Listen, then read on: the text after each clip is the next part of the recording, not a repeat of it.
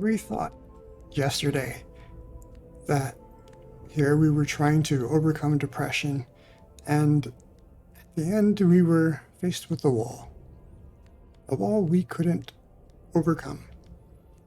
And thinking on this after the stream, I did, by the way, sit and watch mushrooms grow.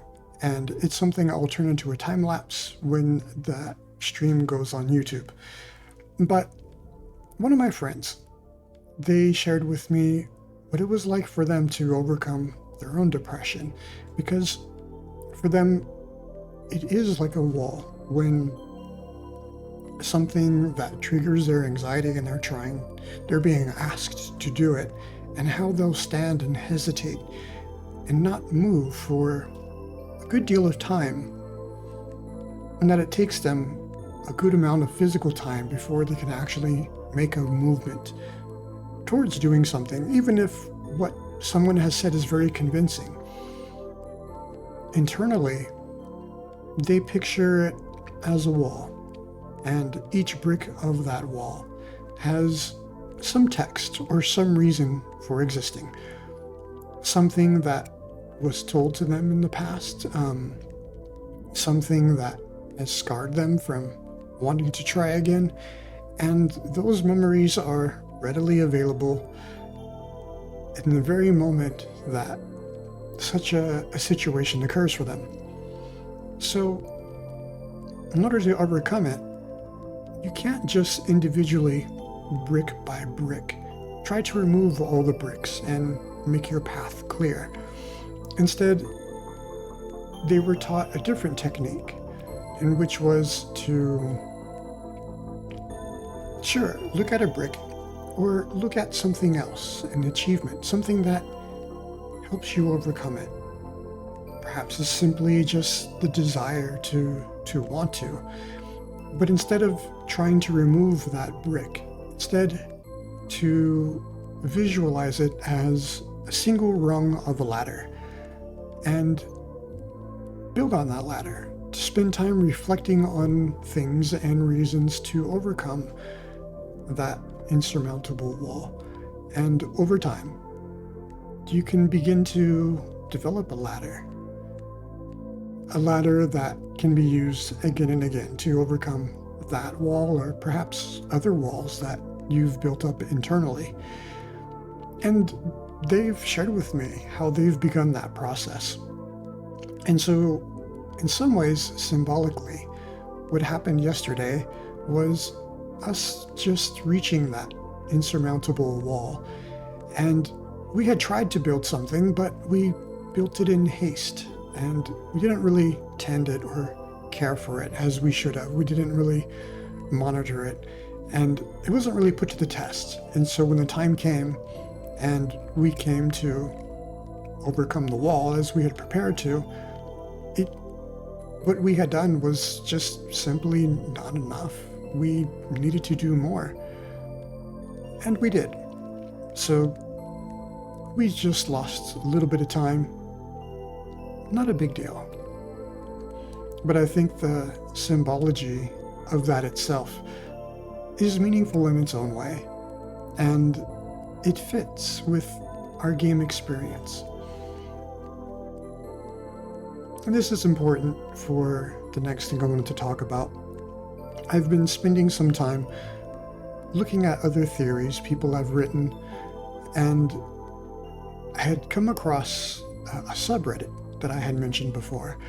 In that subreddit, there's a group of people who have created a Discord server where people can get together and share theories and all that stuff. And you would have a more active response from people, something like a message board like Reddit. It's slow, and not everybody reads it every day kind of thing. But with Discord, you can get into a live conversation and have some back and forth, and it's just organized in a better fashion. So I joined the Discord because apparently they had a Q&A session with the developer of this game, and I wanted to read it. And in reading it, there was one theory that a lot of the community had well, one person from the community had put a good deal of effort into building, and they simply asked, hey, is so-and-so theories true? Is there any truth to it? And the developer's response, he didn't confirm nor deny anything. He said instead, the game does have symbology, and my takeaway is that, well, he does say first, I should say, he does say that symbols, there is no one interpretation for a symbol. And that's why symbols were purposefully used in this game. Symbols, to me, my interpretation, are fluid. And if you take puzzle pieces and you start to lay them around this symbology, naturally, this symbology, like a fluid, is going to take the shape that's going to fit whatever puzzle pieces you put near it. And it's very clever, because as a player who's playing the game, even though we get similar things out of the game, for some people perhaps that insurmountable wall was very meaningful. For other people, the fact that everything is getting darker is perhaps very meaningful to them.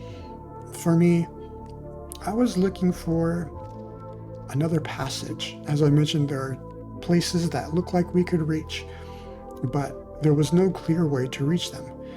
And my hopes going into that area was a sense of discovery. Perhaps I can find something there to open up other places that are hidden or buried. And the symbology it worked for all of us. And we all got something out of that experience that was meaningful to us.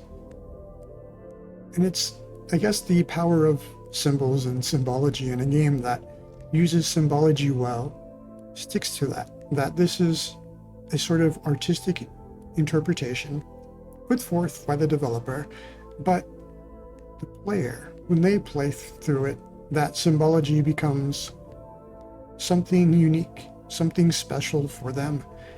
And the things that people gain out of those experiences, it's more meaningful to more people. And that's because you spend the time to become invested into it. If you're a player who doesn't lay down puzzle pieces, as I use that metaphor, then the symbology has no shape to take, and there's less meaning to be gained from it. But that's something charming about this game, because it takes so much time, because it's a place that has this setting where we can spend lots of time in thought and reflection. It allows for that symbology to take a shape.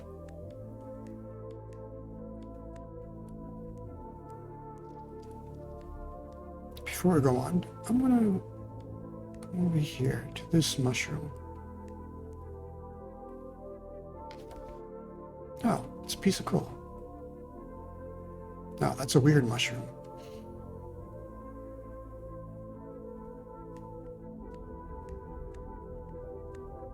In that case, we shall go on without it.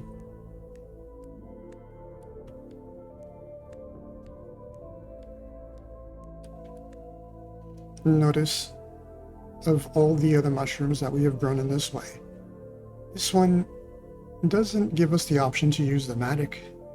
It gives us the option to climb.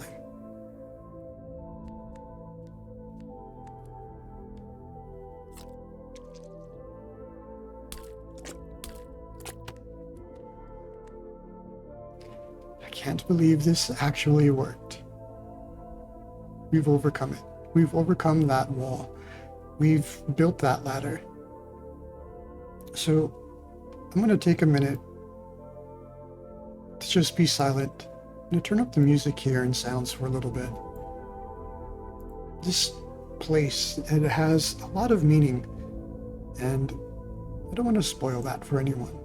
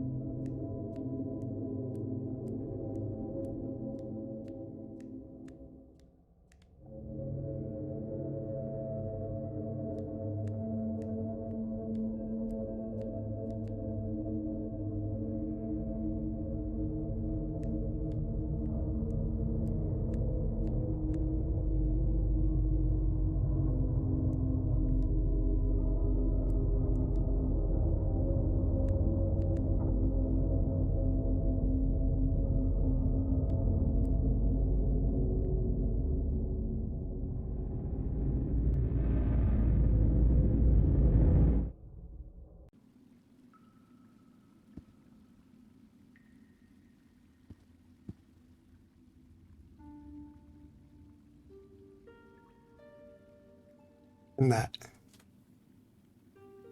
was our experience with the darkness.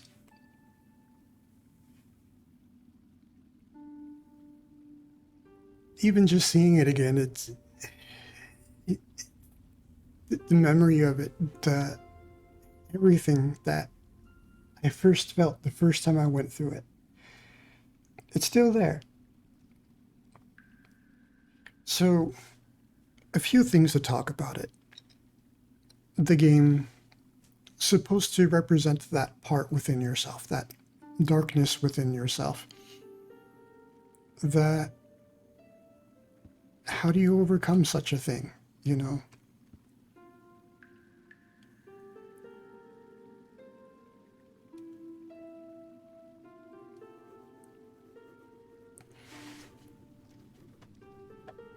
So,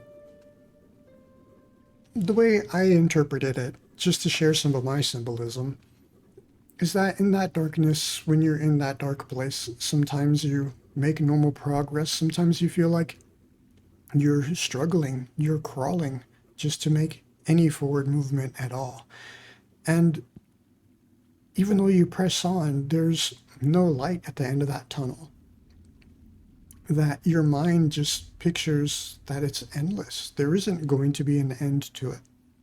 And what end could there be to it? Can we stop it in some way? And so, for many people, and that's what's very true about this game, is that as a result, some people do face those ideas of suicide.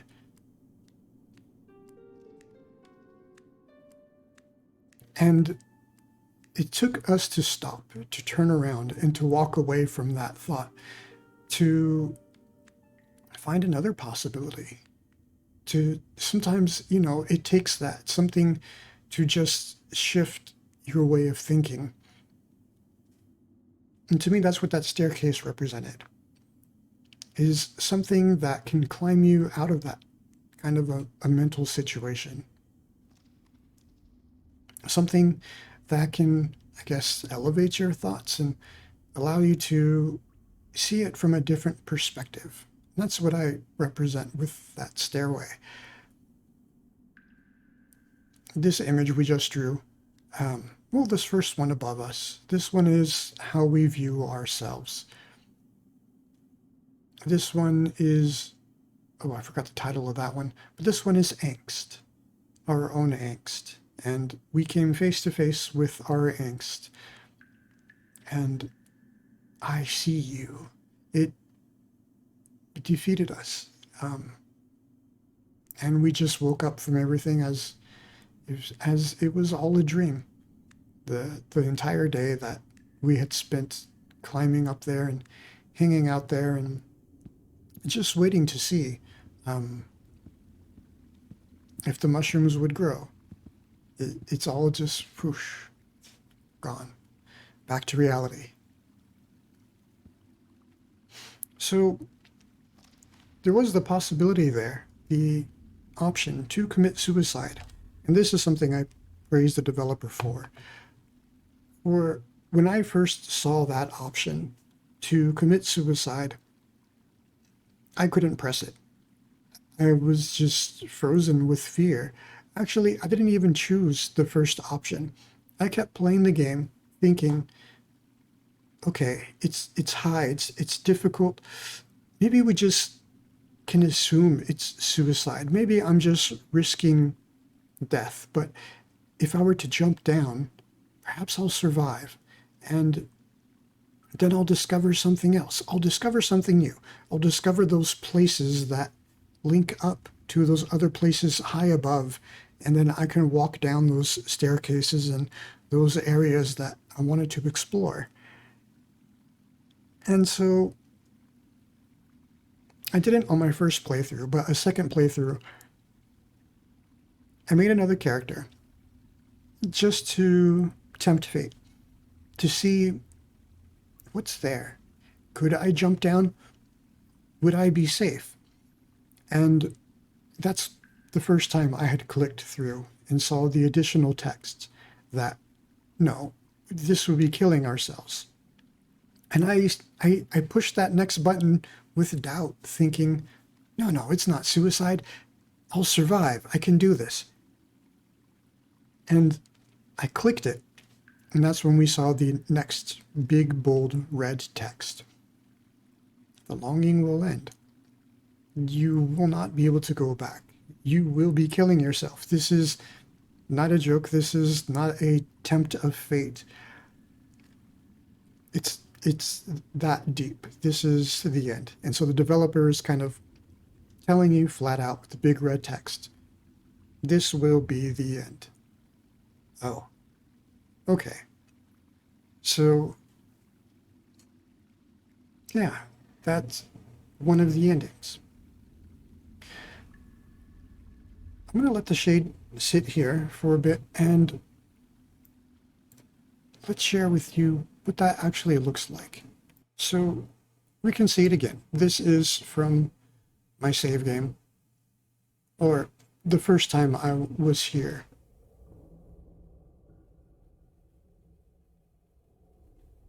So you can see again the dialogue. Notice the icon here to commit suicide. One of the pictures the shade can draw is that symbol, and I do believe, well, we'll look at it. We'll see what he labels it.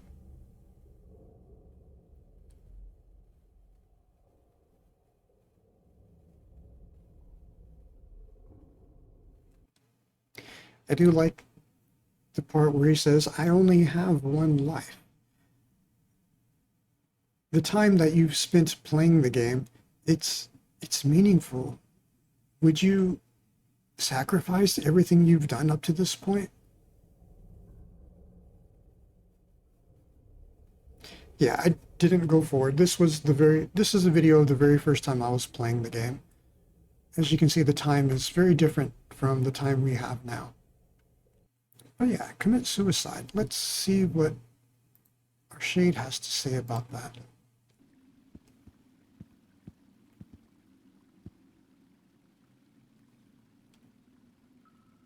And it's a picture of end. And there's also this version with red, death. So what does that ending look like? I think it's the natural question afterwards. I'm going to turn this on, by the way.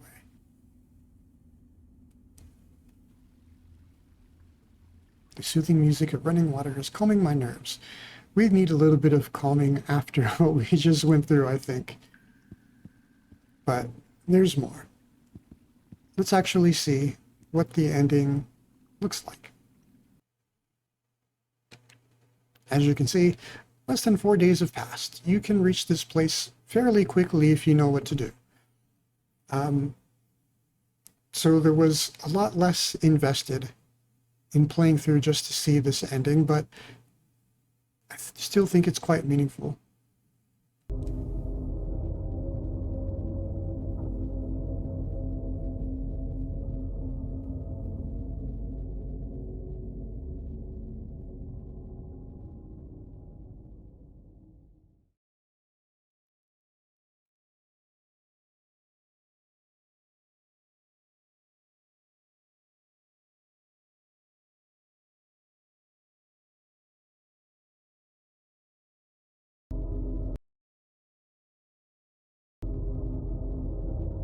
I'll let it play again.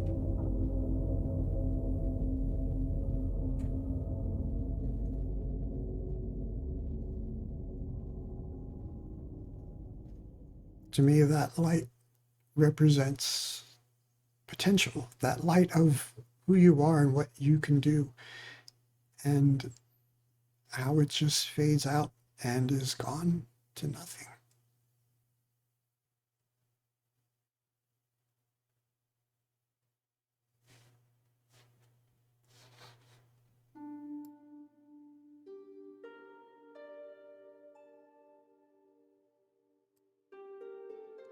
After the shade jumps, the screen fades to black. The time turns to zeros, and This is the ending.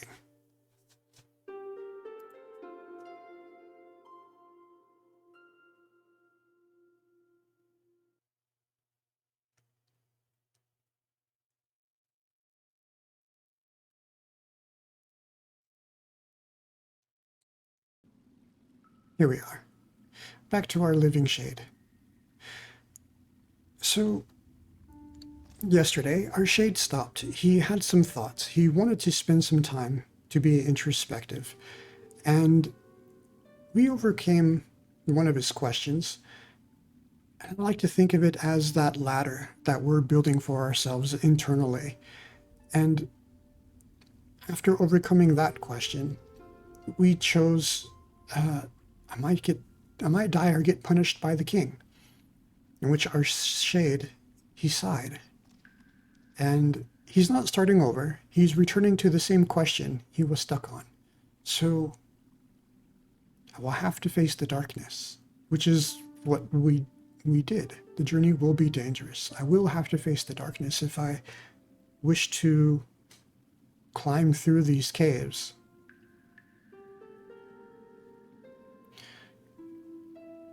If I become darkness, it won't see me. If I bring light, it will fear me. If I become darkness, it won't see me. Remember this one, though, because we can actually bring light with us. And we're going to go back up there. Perhaps not today, looking at the time, but when we go back, we'll bring light with us. But for the sake of continuing, we're going to become the darkness. The greatest darkness lies within myself.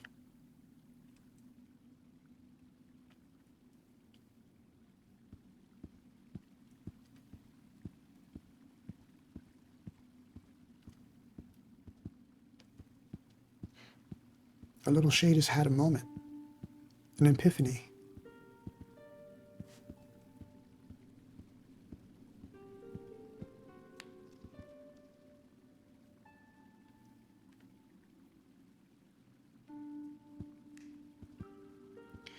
So, something I wanted to note is in that ending, the one we just saw, it was called The Abyss. We have a painting. Oh, it's the other one. As above, so below. Let's see. We have it off to the side. There's no yellow, I think.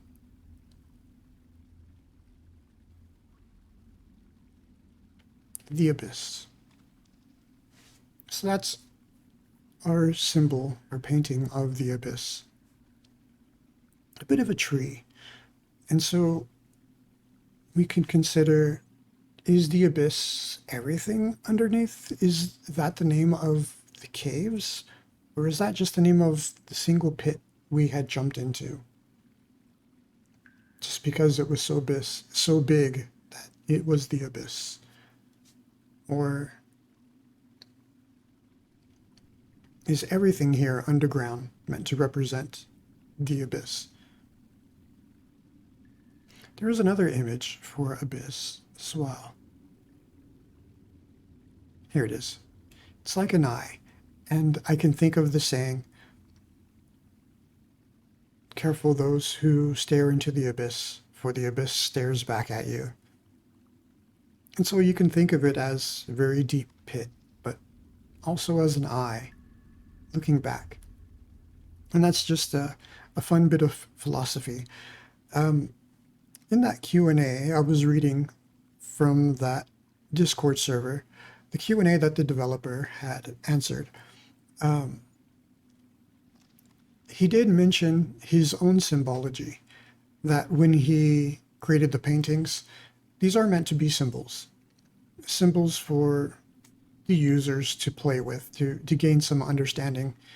But when he made them, he did have some meaning to them individually. But he said it would take quite a bit of time to go through them all individually. There are, I believe it's 111 different images of these paintings that you can create. There's one person on Reddit who managed to put all 111 paintings in their home, which is quite a feat because there are some corners that are quite difficult and some where images can be hidden. Let's pick this one up as an example. I can put this one in a place where you can't see it. Once I've placed it, it's pretty much gone. I think there's another corner over here. Yeah, that would just be in absolute darkness.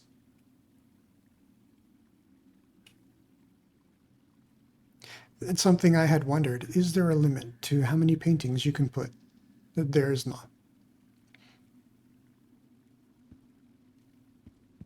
Well, there is, but you can put them all. There isn't a cap. It's just a matter of having the space for it and optimizing what space there is. There isn't any code limit to just say, no, you just can't place anymore because that's what we've determined is the limit.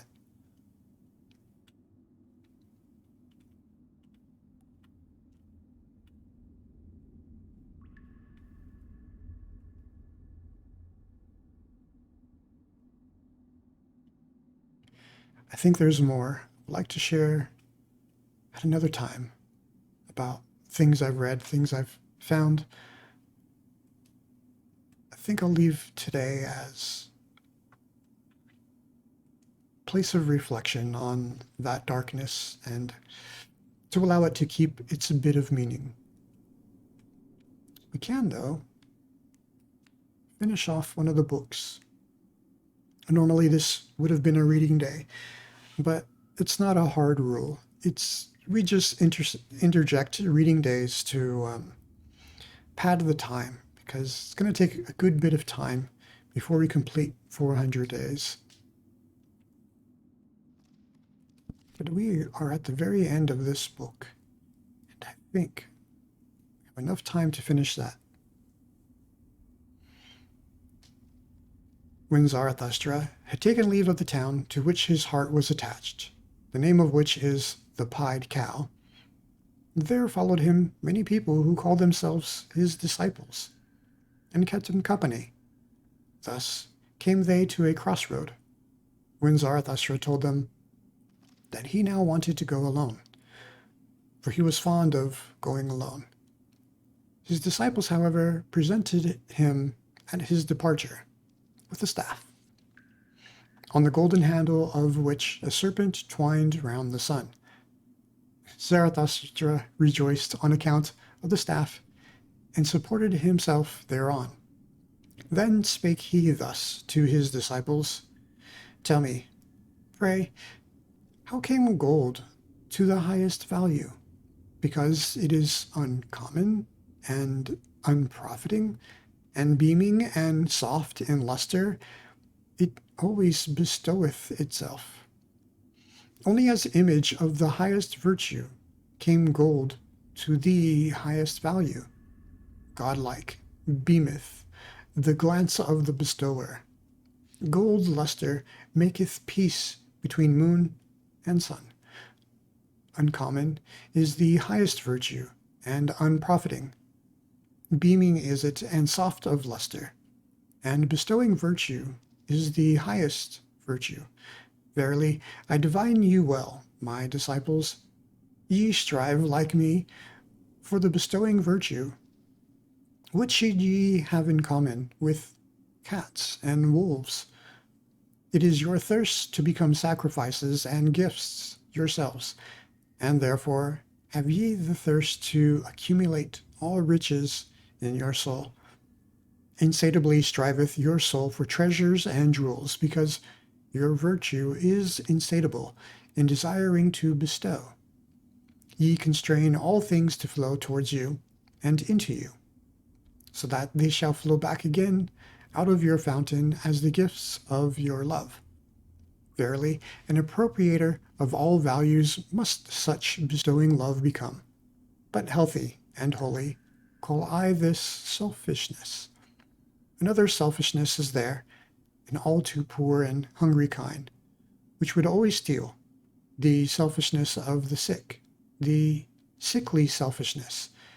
With the eye of the thief it looketh upon all that is lustrous, and the craving of hunger it measureth him who hath abundance, and ever doth it prowl round the tables of bestowers.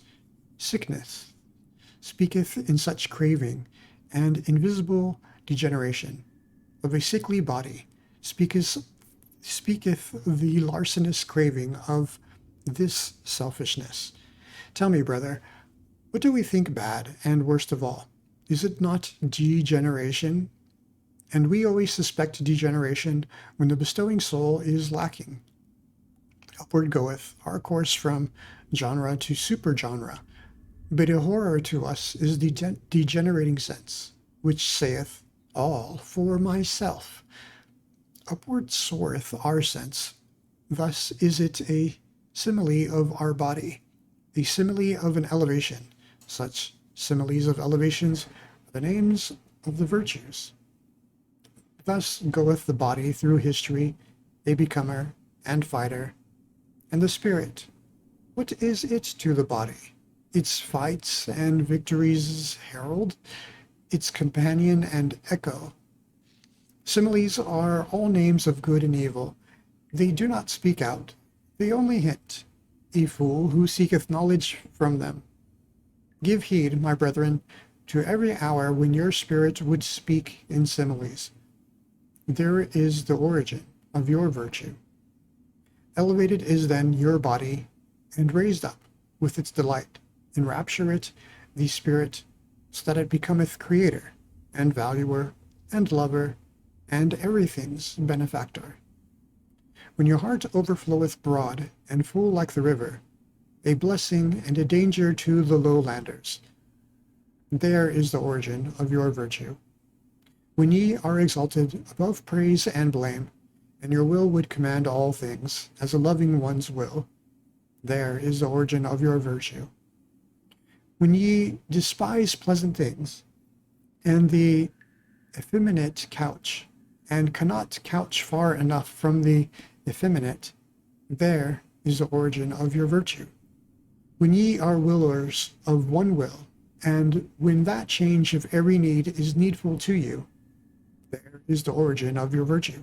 Verily, a good and an evil is it. Verily, a new deep murmuring, and the voice of a new fountain. Power is it, this new virtue. A ruling thought is it, and around it a subtle soul, a golden sun, with the serpent of knowledge around it. Here paused Zarathustra a while, and looked lovingly on his disciples. Then he continued to speak thus, and his voice had changed. Remain true to the earth, my brethren, with the power of your virtue, that your bestowing love and your knowledge be devoted to the meaning of the earth. Thus do I pray, encourage, and conjure you. Let it not fly away from the earthly and beat against eternal walls with its wings. Ah, there hath always been so much flown away virtue. Lead, like me, the flown away virtue back to the earth, yea, back to body and life, that it may give to the earth its meaning, a human meaning. 100 times hitherto hath spirit as well as virtue flown away and blundered. Alas, in our body dwelleth still all this delusion and blundering. Body and will hath it there become. 100 times hitherto hath spirit as well as virtue attempted and erred. Yea, an attempt hath man been. Alas, much ignorance and error hath become embodied in us. Not only the rationality of millenniums, also their madness breaketh out in us. Dangerous is it to be in error. Still, fight we step by step with the giant's chance, and over all mankind hath hitherto ruled nonsense, the lack of sense. Let your spirit and virtue be devoted to the sense of the earth, my brethren. Let the value of everything be determined anew by you. Therefore shall ye be fighters. Therefore shall ye be creators. Intelligently doth the body purify itself. Attempting with intelligent, it exalteth itself. To the discerners, all impulses sanctify themselves. To the exalted, the soul becometh joyful. Physician, heal thyself. Then wilt thou also heal thy patient. Let it be his best cure to see with his eyes him who maketh himself whole. 1,000 paths are there which have never yet been trodden. 1,000 salubrities and hidden islands of life, unexhausted and undiscovered, is still man and man's world. Awake and hearken, ye lonesome ones. From the future come winds with stealthy pinions, and to fine ears good tidings are proclaimed. Ye lonesome ones of today, ye succeeding ones, ye shall one day be a people. Out of you who have chosen yourselves shall a chosen people arise, and out of it the Superman. Verily, a place of healing shall the earth become, and already is a new odor diffused around it, a salvation-bringing odor, and a new hope. When Zarathustra had spoken these words, he paused, like one who had not said his last word. And long did he balance the staff, doubtfully in his hand. At last he spake thus, and his voice had changed. I now go alone, my disciples. Ye also now go away, and alone. So will I have it. Verily, I advise you, depart from me and guard yourselves against Zarathustra. And better still, be ashamed of him. Perhaps he hath deceived you. The man of knowledge must be able not only to love his enemies, but also to hate his friends. One requiteth a teacher badly, if one remain merely a scholar. And why will ye not pluck at my wreath? Ye venerate me. But what if your veneration should some day collapse? Take heed, lest a statue crush you. Ye say ye believe in Zarathustra, but of what account is Zarathustra? Ye are my believers, but of what account are all believers? Ye had not yet sought yourselves, then did ye find me. So do all believers. Therefore, all belief is of so little account. Now do I bid you lose me, and find yourselves, and only when ye have all denied me will I return to you. Verily, with other eyes, my brethren, shall I then seek my lost ones. With another love shall I then love you. And once again shall ye have become friends unto me, and children of one hope. Then will I be with you for the third time, to celebrate the great noontide with you. And it is the great noontide, when man is in the middle of his course between animal and Superman, and celebrateth his advance to the evening as his highest hope, for it is the advance to a new morning. At such time will the down-goer bless himself, and he should be an overgoer, and the sun of his knowledge will be at noontide. Dead are all the gods. Now do we desire the Superman to live. Let this be our final will at the great noontide. Final will at the great noontide. Thus spake Zarathustra. I like the part where he says, to be wary that a statue doesn't fall upon you. You know, if you idolize this person, this teacher, so much so that you create an idol of him, be careful, because that statue you create may just fall upon you and crush you with its weight. That what you've created is a statue, a thing to worship. That's not a way of life, because Zarathustra doesn't have an idol that he bows towards. So if you want to become like Zarathustra, then you shouldn't have an idol yourself. And in that way, you should not take what he says for it, for his worth, but to find your own way. And what he has given these people, his disciples, is a way perhaps to begin their own journey to climb, but to do so in solitude, in that loneliness, just, I suppose, as our own shade did, to walk through the darkness, to crawl and find his own way. And when he reaches that ending,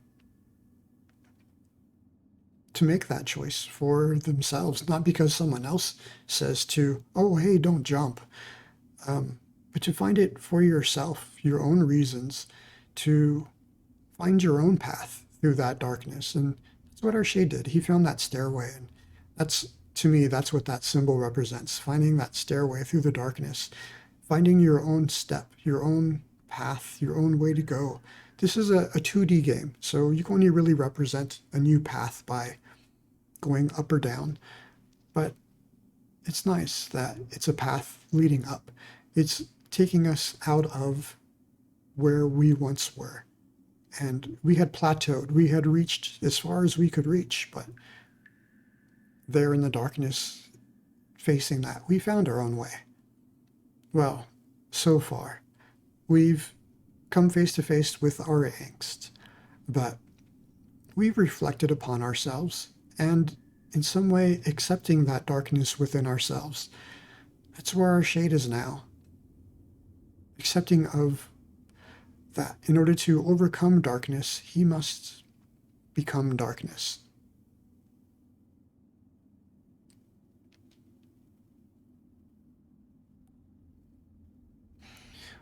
We'll put the shade's knowledge to the test, his something that he has created of his own making, and we will return there. Perhaps not tomorrow, because we still have over 300 days to spend. Granted, time is now moving 10 times the speed. So instead of thinking this of 314 days, instead it's 31.4 days if we were to just remain at home from this point on, which is not that much longer. By the time we reach the end, we'll perhaps want just one more day, just one more. And the longing coming to its end, we would wish instead for it to slow down. Could we instead stop this time from going so fast? Could we instead relax and do something else? Is there something else that we have missed, perhaps? Is there something else we could explore? And that's just the nature of the longing. I think I will leave the shade to read a book of his own. Do we have any more of the Iliad? We do.